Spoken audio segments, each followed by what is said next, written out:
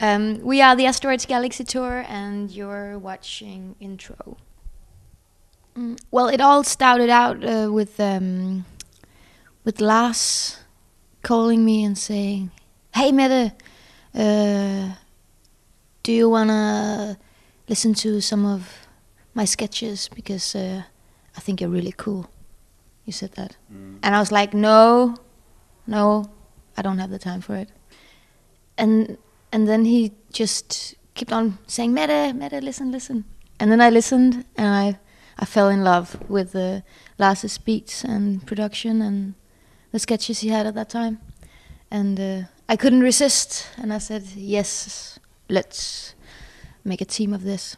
You can say that me and Lars, we are the main core of the Asteroids Galaxy Tour. We do the music part, and we are in charge of everything, visuals, videos.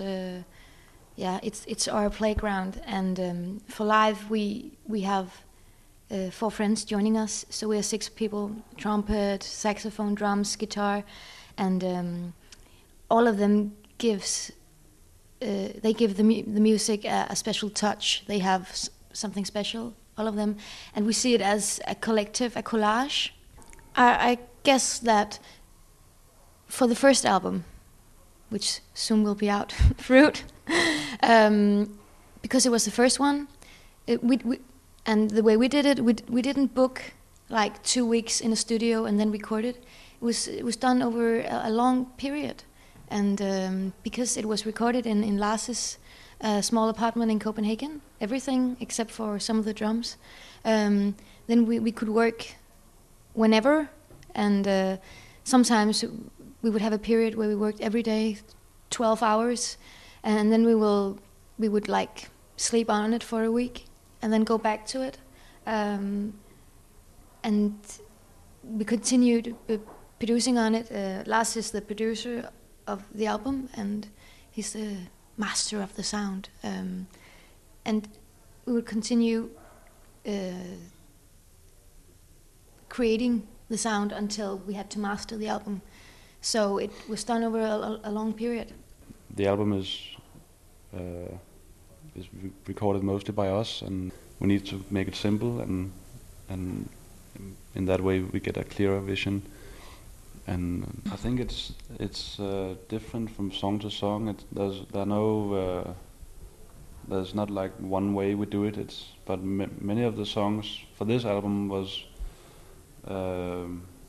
started out with a sketch that I did, and a lyrical theme or some phrases, or sometimes Mette will come with a phrase that just comes out of your mouth, and we'll build a song around that phrase. Can you say that? Like, then we'll grasp that and make it into something bigger, and work around it. I don't feel there are some particular inspirations that we had in mind when we did this, or when I'm mixing or making a sound. I don't feel like I'm picking it from somewhere else. It's just what comes out of our heads in that very moment.